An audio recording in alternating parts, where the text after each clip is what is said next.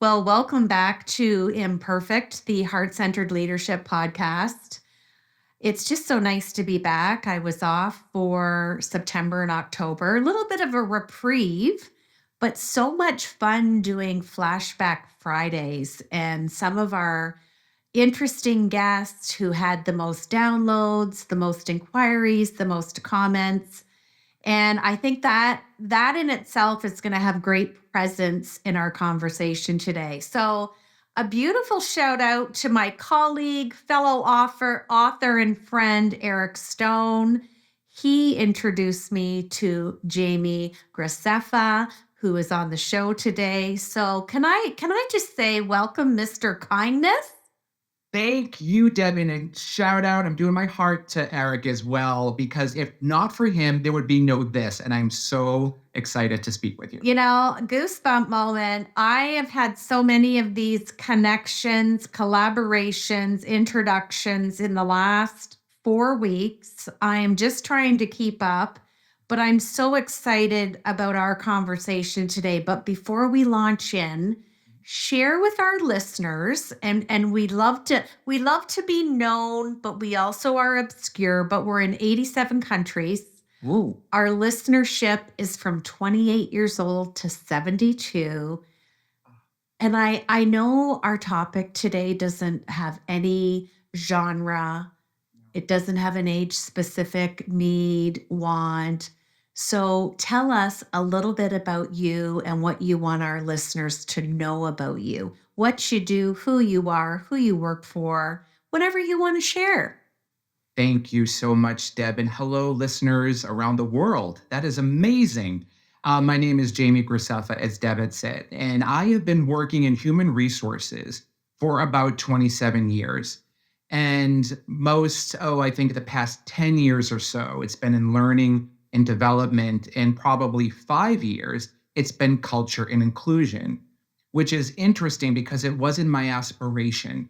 I always was a champion, an ally, a supporter. A lot of my work always tied into what we were doing with DE&I and culture. So the opportunity hit me and I said, well, okay, how hard can it be? That was more of a joke because I knew it would be.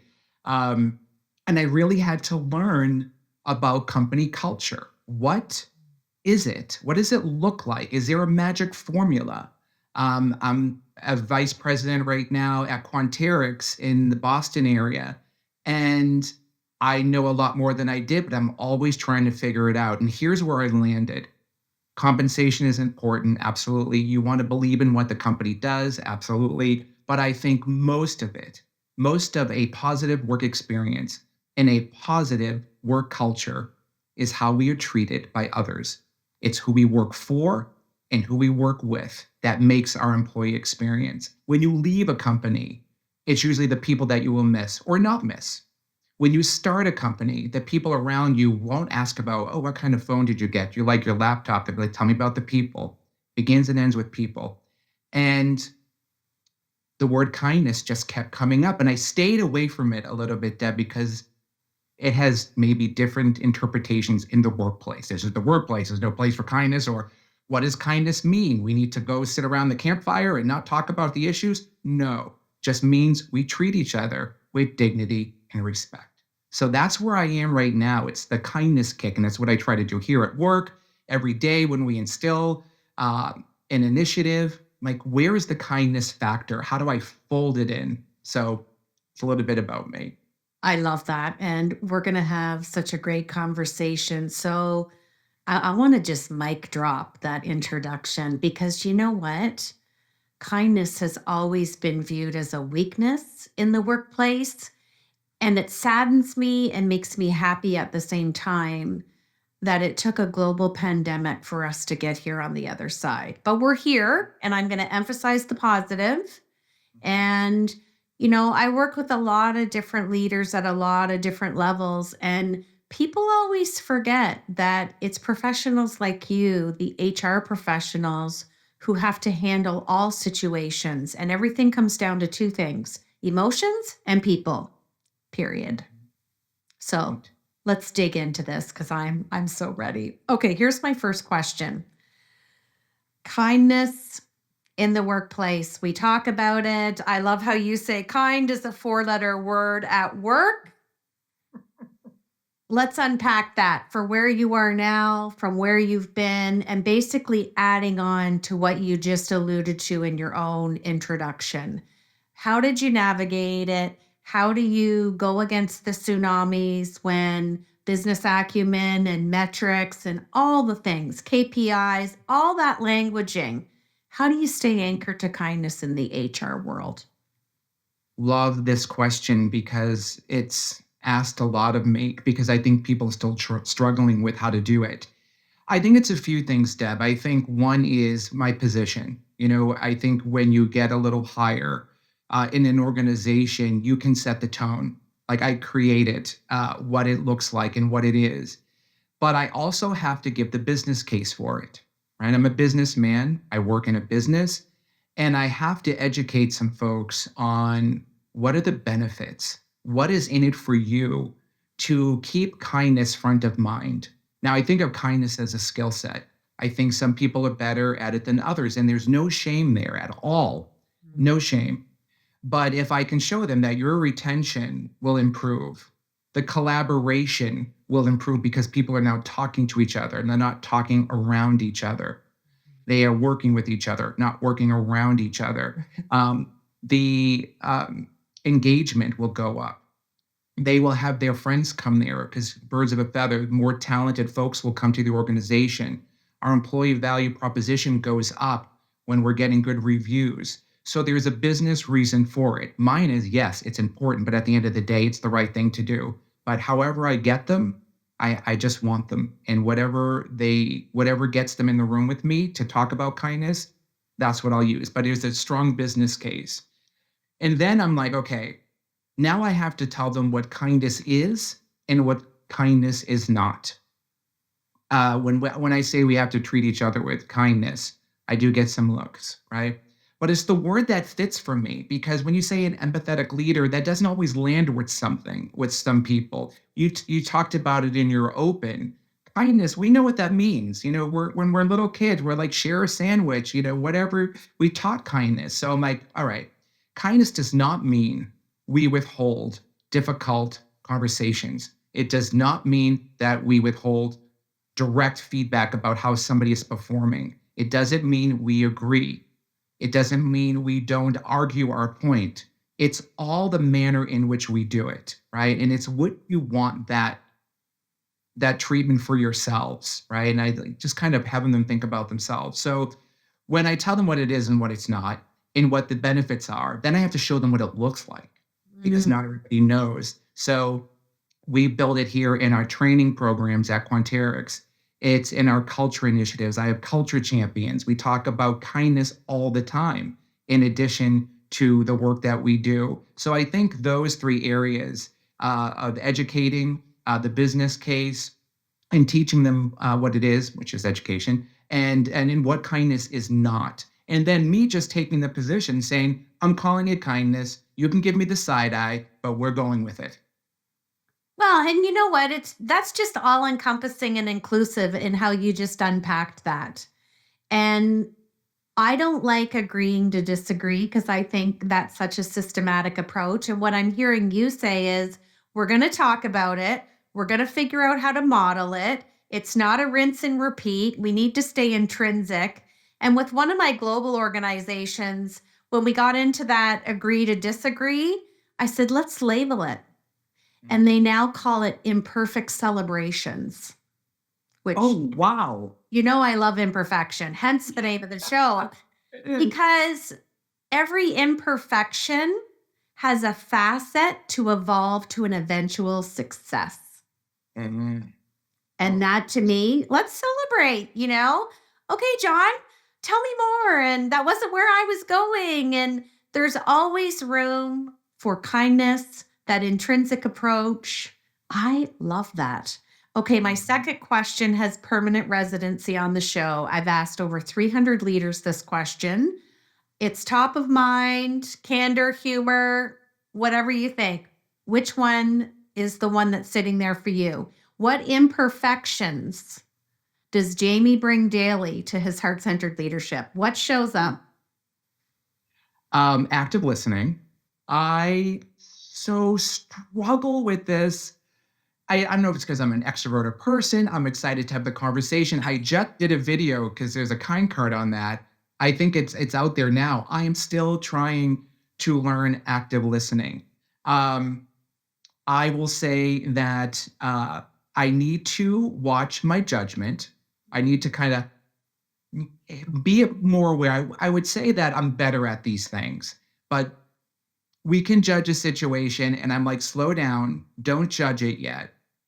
Get all the information, and then decide what you're going to do. So I need to listen, which ties into that, to the judgment. And the other one, I would say, benefit of the doubt. Mm. Benefit of the doubt. I will get an email and I may react. And it's never my intention to meet that email with the intensity I think it came to me. And that is the key thing there, that I think it came to me. It may not have. So it's stepping out of those frustrating moments. We all have them. All human beings show up to work, not job titles. So we're going to step into it. So if I can keep benefit of the doubt front of mind, it usually leads me to a much better place. So I would think those are my imperfections, but I'm aware of them. But I'm aware. It's a great one, and you're in great company. It shows up there, and I think its cousin is impatience. Yes. And I often have my leaders who have a lot coming at them. If they're working on that skill like you, I have them turn their video off or I have them close their eyes. So, from a neuroscience perspective, when you close your eyes, the back of your brain, your occipital lobe is like, oh, okay, we're having a little break here. But your auditory comprehension and perception will go up. And I just have people take a deep breath and put their emotion in their back pocket and land in the land of logic. Similarly to when you get those emails, take a deep breath. I am reading this as an HR professional with logic. And again, emails, language, expression, kindness. It can be so easily misconstrued. Everything can be solved with a deep breath. Everything. It's the yoga teacher in I love here.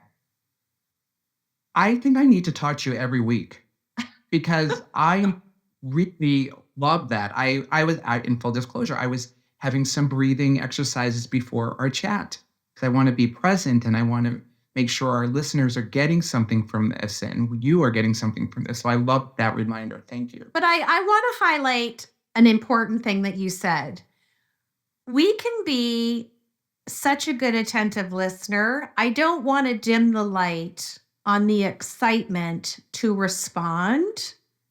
I think we merely need to cognitively and emotionally delay it so that we can be present in our own presence, whether it's online, in person. The modality doesn't matter.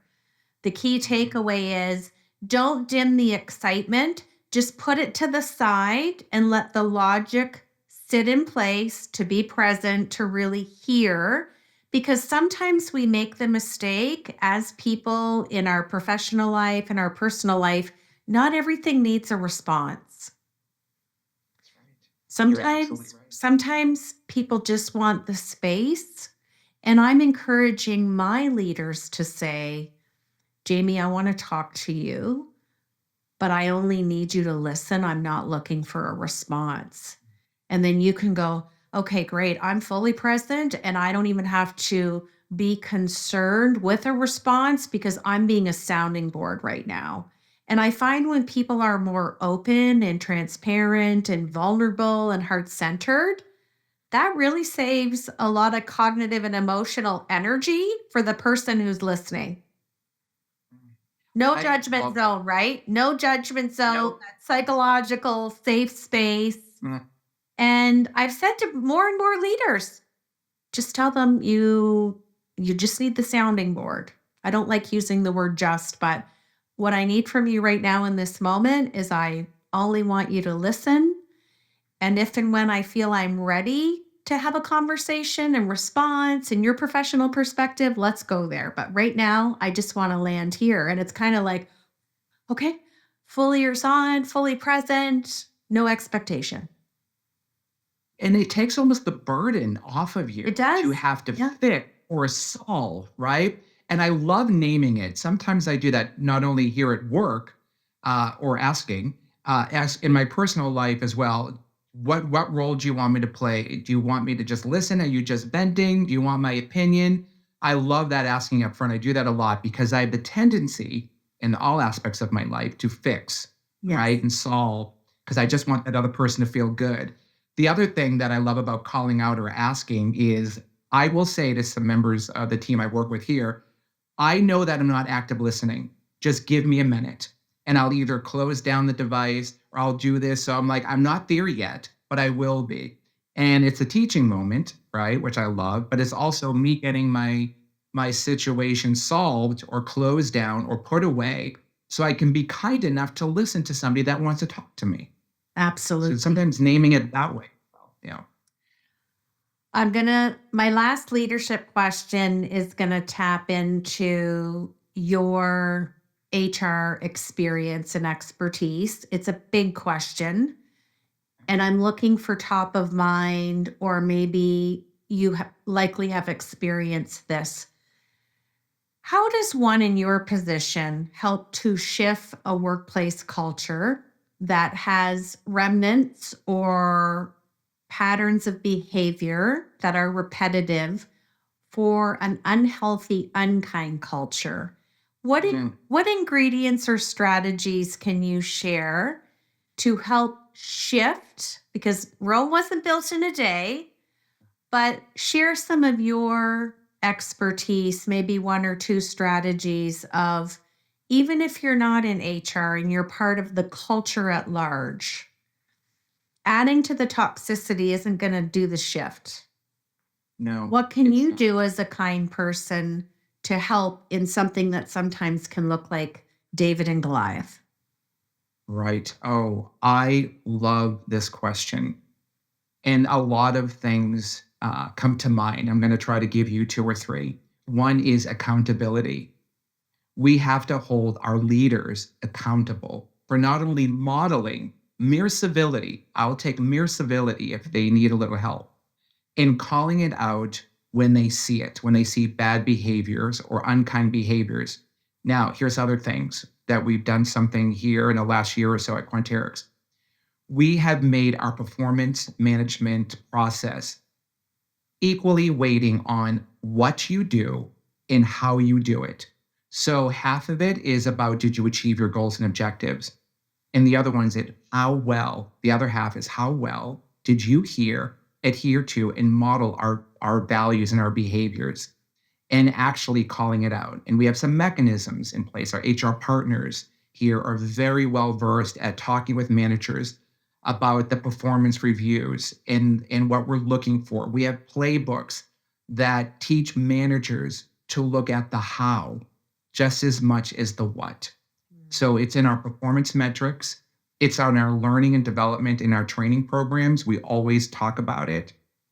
It's part of our fabric. When we have town halls, we talk about our values. When there's this thing that we do with we have all these events that our culture champions are part of, and we fold in the kindness aspect where we care when we can. So it's modeling it. It is the managers have to do it, and if they don't know how, we have to teach them. Mm. And there's a slide that I use in every training. You will see it in every piece of training that we roll out. And I always say, if you forget everything that you learned in this training, remember this one slide. It's how people want to be treated. We want to be treated with respect. We want to be seen. We want to be heard. We want to feel valued. Does what I say mean anything to you? And we want to matter. And this is from the CEO all the way down to the person who just started here this day. It is a human want. So I'm like, if you can remember what we want as human beings, as a human want, it just not at the workplace, it will lead you to the right conversation, whatever that conversation looks like. So it's instilling it in our practices, it's in our performance metrics, it's in our accountability, it's in our training. I have to hit it every way we can. It's We had a training here called How to Have Critical Conversations, because those types of conversations, Deb, are the ones that people don't want to have. People, Yeah. they're excited about saying, "You did a great job, Deb. I'm so excited for what you did." But those hard conversations, they're just, "I'm going to do it Tuesday. I'm going to do it Thursday. I'll wait till next week," and it never happens because they just don't want to have it. But if we can show them, you can do it with dignity and respect. It doesn't have to be so intense. So that's something we're trying to do, and it's an aspiration, right? It's always something we're working on. Well, and it makes me think of the cliche ignorance breeds fear. And I've talked about it on the show before. Fear is procrastination's cousin. Yes, It's, it you is. know, it's like that little camp song. You can't go around it. You can't go under it. You can't go, you gotta go through it, right? I'm glad you know that song up there I love too. that Okay. song. Yes. I've Oh, actually done that in a fireside chat at a company. Sometimes when you can hear the pin drop in the room, when you're trying to make a mood point that makes people uncomfortable, candor and humor always has room to show up. 100%. Okay, I'm going to move into my Fab Four. Oh, These are just four fun questions so people okay. can get to know Jamie. Right. What is one practical tip you could give our listeners for embracing heart centered leadership in their everyday living? Um, I would just say, be aware of how you are coming across to others, especially in an intense conversation. I'm not asking for perfection, just the awareness and the preparation that you may need before you enter into one of those kind of conversations. It makes me think of a conversation I had once with a C suite. And I said, "How are you feeling?" "Well, I'm really happy." And I said, "Did you want to let your face know?" Right? Nonverbal cues. You're telling me you're happy, but your face is saying something different, right? Exactly. And yeah, I love, just be prepared. Just Yeah, give, be kind enough to prepare yourself and be ready for a conversation. absolutely. Okay, second question. If your leadership style had a theme song, what would it be? Express Yourself by Madonna, 1989. How did I know that that was sitting right there? Everybody's like, "Oh, this one." That is I, the one. oh my God, it's my, yeah. I love it. Okay, number 3. What would summarize as a key takeaway or lesson from our discussion today? Be kinder. Just be kinder. I hate to say this because we've heard it. It doesn't cost anything and it makes a huge impact. I see it all the time. There's a kindness deficit because when you're kind to other people, there's almost like, "Oh my goodness, you were nice to me." Just be more aware and be kinder. Like, I don't even need you to be kind yet. Just be kinder. And if Mhm. you miss that, because you will, I do all the time, it's what you do afterwards that makes the difference. So don't worry about the misstep. Just go back and fix it.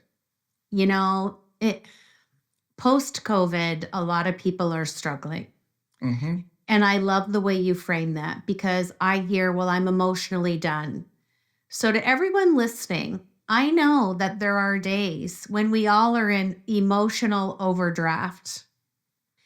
And in order to get out of overdraft, you got to put some effort in. And that it's that whole check and balance on both sides of the equation. And being kinder is only going to make you feel better, and then you won't be in that emotional overdraft. And, you know, I always say this, if we could all regulate our emotions every day, this would be a very different world because people show up at work and usually PMP lands up being invoked because of something going on in their lives outside of work. Absolutely. So be that person who's inquisitive and observant and asking heart-centered questions because that's what's going to help navigate where we're at now to where we want to go. And I always say kindness it's like fashion. It never goes out of style And and it repeats itself all the time. all the time. I just a quick story. I love that because all those folks out there who are still struggling, and I'm one of them from time to time. I see you. I see you, and I have these shirts that says "You matter." I have to the person standing behind me, "The world is better because you're in it." Love the person in front of you. You matter. And every time I wear one, I wear them to workouts. I wear them to the store. Almost always, someone says, "I needed to see that shirt today. You don't know how much that mattered to me." So It's huge. kind Be kinder. I often get approached by elderly people in a store. of, And one day, a few weeks ago, I was in Walmart and there was a gentleman and he just struck up a conversation. He was behind me. I didn't have your shirt on, but I love those shirts. And I thought to myself, I am probably the only person that you've talked to today. And we just had a great chat. We chatted about everything and nothing while we were waiting patiently. And I feel I have those nuances and coincidences every day. And I really anchor myself to those moments to connect with that person. I do not know them. I may not see them again, but for whatever reason, I was meant to chat to them or I was meant to say something or whatever it is. Whatever you want to call that, I make sure I connect with someone daily, actually in person. I often get up from this desk and get out of the home office to do just that, and I somebody's always there. So this was such a lovely conversation. I knew it oh, was gonna I be. love that. I did Next too. time And I'm in I know. Boston, we're definitely getting together. Oh, I we love are getting Boston. together. I Boston loves you because I'm here and I love you. And when you just said that, when because the box of cards I wrote, kind cards for the workplace, I think another box is kind cards for humanity on how we just have to treat each other when we're out in the wild. If you see somebody that wants to get into your lane, let them go. And if somebody lets you go, wave thanks. We just need kindness everywhere. But I There's thought, there's enough there's enough for everybody and we can all be in the same sector doing the same thing. What separates us is we bring our beautiful life experiences to whatever craft that is. that is, So I'm going to have you finish the show by answering or finishing this sentence for me. mm, Heart centered leadership is. heart centered leadership is. I want to say kindness, but I think it's just authenticity. That's the word that came to mind is authentic. It's just authentic. Authentic kindness. That's what it is to me.